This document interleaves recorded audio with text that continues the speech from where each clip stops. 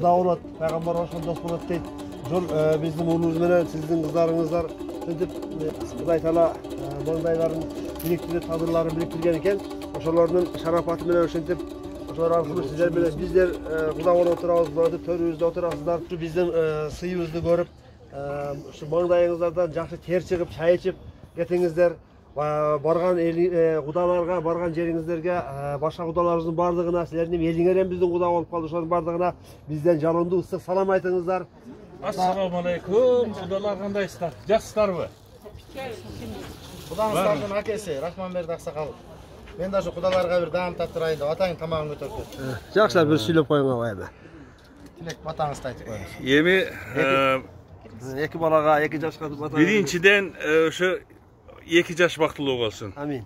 Ошону менен бирге ошо мына баш табышкан Құдалар ынтымакта болушsun. Амин. Дайым ошо ырысалды ынтымак дейт, ынтымак болсо биз дайым сиздер менен ушундай жүз көрүшүп турушка мүмкүнчүлүк болот, шарт болот. Амин. Анын сыңарында эми биз сиздерге куш келип сиздер дейбиз. Биздин куттуу төргө куш келдиңиздер.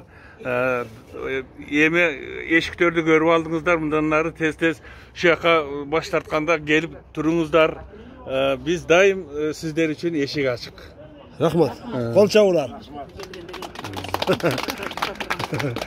Эмесе тамагыңыздар таттуу болсун. Таттуу болсун. Рахмат.